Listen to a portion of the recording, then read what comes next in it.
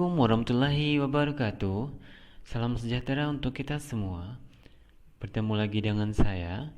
Dan hari ini kita akan membahas tentang unsur pendukung tari, di mana dalam sebuah tarian terdapat beberapa unsur yang harus dipenuhi agar tarian tersebut memiliki nilai estetika yang tinggi. Apa aja unsur-unsurnya? Mari kita bahas. Unsur pertama yaitu musik pengiring, merupakan musik yang telah terpola dari tempo, dinamika, dan melodinya. Musik pengiring dapat dibentuk dari alat musik maupun vokal. Berikut ada contoh dari musik pengiring.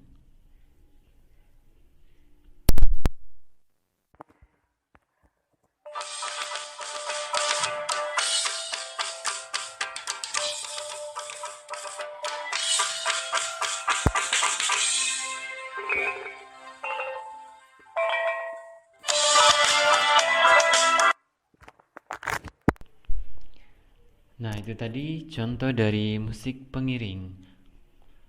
Kemudian, musik pengiring juga memiliki fungsi. Yang pertama, sebagai iringan ritme atau gerakan. Jadi, musik pengiring dapat menjadi penanda bagi penari kapan mereka harus melakukan gerakan dan kapan harus menukar gerakannya. Kemudian musik juga berfungsi sebagai ilustrasi atau pendukung suasana.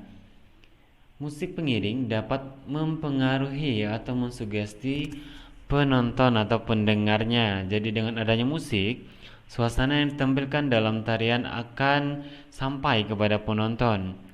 Misalkan tarian tersebut menampilkan suasana yang sedih dengan musik yang sendu, dengan gerakan yang mendayu-dayu.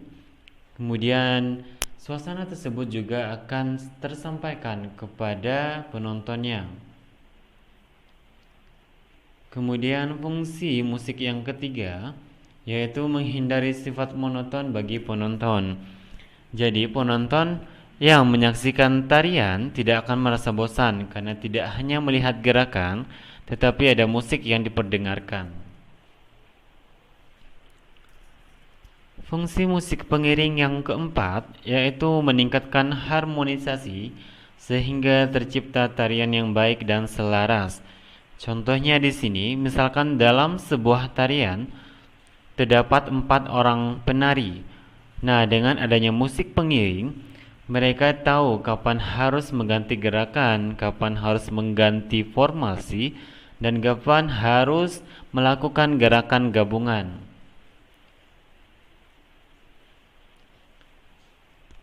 Unsur yang kedua yaitu properti tari. Merupakan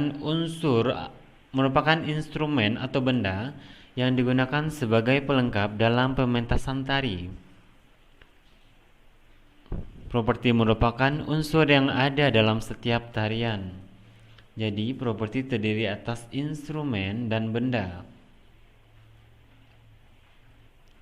Jenis-jenis properti terbagi atas 2 jenis. Yang pertama, set property. Merupakan properti yang digunakan pada panggung untuk mempermudah pengaturan suasana yang diinginkan. Contohnya, panggung, penerangan atau lighting, latar belakang atau background, dan sebagainya. Jadi, set properti merupakan beberapa alat atau instrumen yang ditata di atas panggung untuk mendukung suasana yang ingin disampaikan dalam tarian tersebut. Jadi, set properti merupakan instrumen. Kemudian, jenis properti yang kedua yaitu hand property, merupakan properti yang digunakan oleh penari sebagai alat pendukung karakter yang diperankan. Contoh hand properti: selendang, keris, topeng, piring, panah, dan sebagainya. Ini ada contoh beberapa jenis hand property.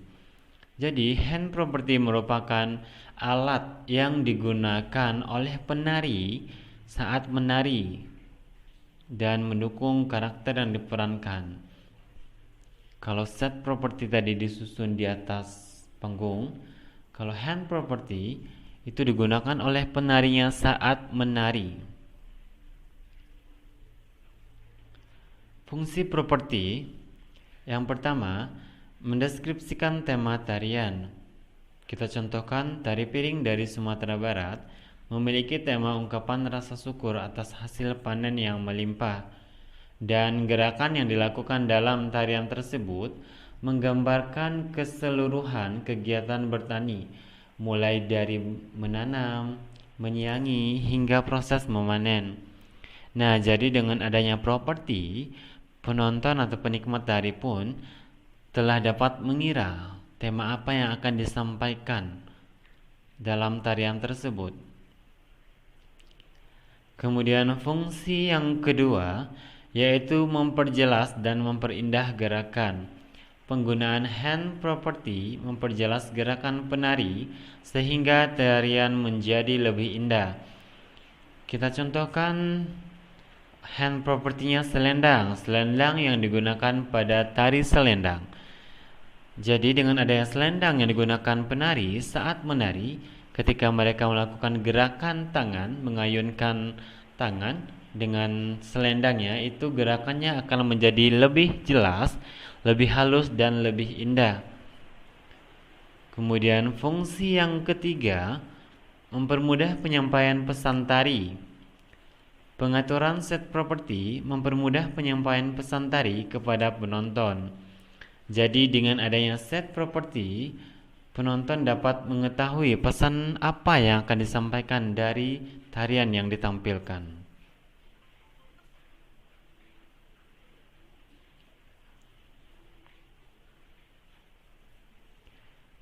Unsur yang ketiga yaitu tata rias, merupakan kegiatan mengubah penampilan dan menonjolkan ekspresi penari dengan menggunakan make up ke bagian wajah dan tubuh.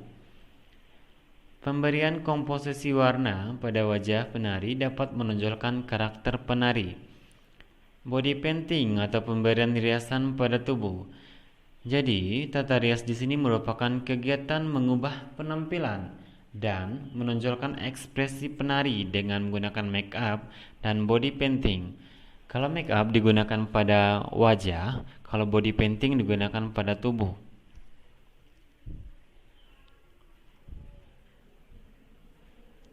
Ini ada contoh dari penggunaan make up pada seorang penari wanita.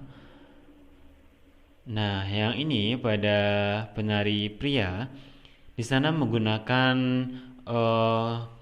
proporsi warna atau gradasi warna yang gelap untuk menciptakan karakter dari penarinya. Kalau dilihat ini karakter penarinya ini menggambarkan seseorang dengan sikap yang kuat atau tangguh, bisa jadi bersifat antagonis. Jadi dari dua gambar ini kita dapat melihat ada dua jenis penggunaan tata rias. Yang untuk penari wanitanya itu masih dalam konteksnya wajar sebagai seorang penari, dan untuk penari pria itu dibuat dengan karakter, menampilkan karakternya. Unsur yang keempat yaitu tata busana, merupakan kegiatan merancang dan mengatur busana serta aksesoris pendukung yang akan dikenakan oleh penari. Busana penari dapat menjadi tema tarian yang akan ditampilkan. Nah, kita lihat contoh gambar di bawah ini. Ada seorang penari yang menggunakan busana atau kostum kupu-kupu dengan aksesorisnya sayap dan pada bagian kepala seperti kepala kupu-kupu. Nah, dari sini, dari pakaian busananya, dari busana penarinya, kita dapat menerka tema apa yang akan ditampilkan oleh penari tersebut. Kalau berdasarkan gambar, tema yang akan ditampilkan sepertinya cerita atau kisah hidup seekor kupu-kupu. Jadi dengan adanya busana, kita udah tahu tema apa yang akan ditampilkan dalam tarian tersebut. Unsur kelima yaitu panggung, merupakan tempat berlangsungnya sebuah pertunjukan di mana interaksi antar penari ditampilkan di hadapan penonton. Tata pentas disebut juga scenery atau pemandang latar belakang atau background. Panggung terdiri atas 3 jenis. Yang pertama, panggung arena adalah panggung terbuka yang tidak terdapat batasan yang jelas antara garis pemain dan penontonnya. Jadi, garis pemain di sini maksudnya adalah batasan antara penari dan penontonnya itu tidak jelas. Karena panggung arena merupakan panggung yang terjadi dengan tiba-tiba tanpa direncanakan. Contohnya, misalkan ada 4 orang melakukan sebuah tarian di taman. Kemudian segerombolan orang melihat mereka menampilkan tarian tersebut, kemudian mengelilingi mereka. Nah, pada saat itulah terjadi sebuah panggung disebut dengan panggung arena. Dia merupakan sebuah panggung tetapi tidak ada batasan yang jelas antara penari dan penontonnya. Kemudian panggung yang kedua, ini kebalikan dari panggung arena, yaitu panggung proscenium, adalah panggung pertunjukan yang memiliki batasan yang jelas antara pemain dan penonton, serta memiliki ketinggian khusus untuk tempat penari bergerak sehingga penonton menjadi lebih fokus melihatnya. Kalau panggung proscenium, contohnya itu seperti konser. Panggungnya dibuat khusus dengan ketinggian yang khusus dan terlihat jelas batas antara penari dan penontonnya. Kemudian panggung jenis ketiga yaitu panggung campuran adalah panggung yang menggunakan beberapa daerah untuk penari bergerak tetapi masih dalam peristiwa pertunjukan. Jadi pada panggung ini menggunakan lebih dari satu panggung atau satu latar tetapi masih menceritakan satu kesatuan cerita. Contohnya pada saat pembuatan musik video biasanya menggunakan lebih dari satu latar atau satu panggung tetapi masih menceritakan cerita dalam tarian tersebut.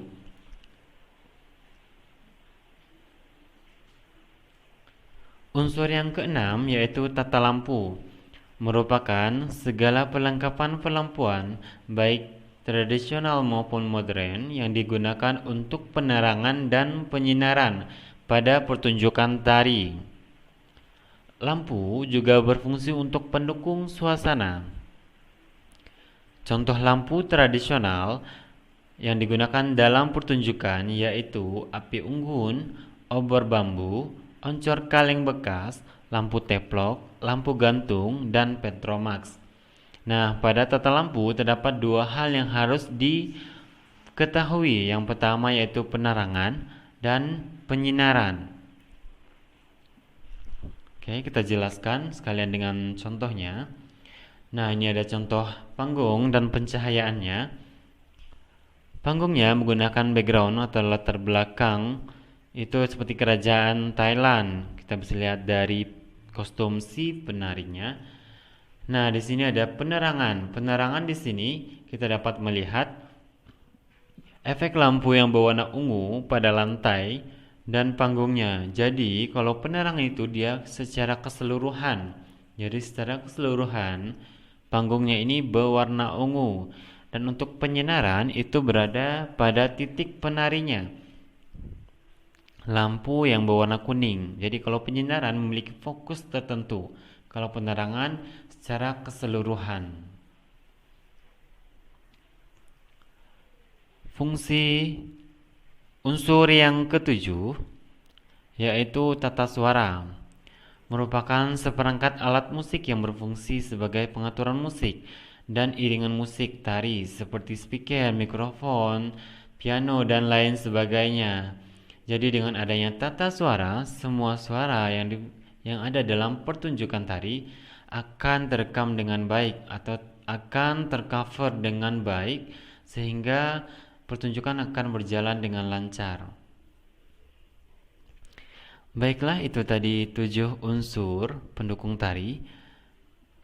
Jadi dalam sebuah tarian harus ada unsur-unsur tersebut agar nilai estetika dalam tariannya jauh lebih baik. Oke, sekian penjelasan untuk hari ini. Terima kasih atas kesempatannya. Sampai ketemu di kesempatan berikutnya. Assalamualaikum warahmatullahi wabarakatuh. Thank you. Bye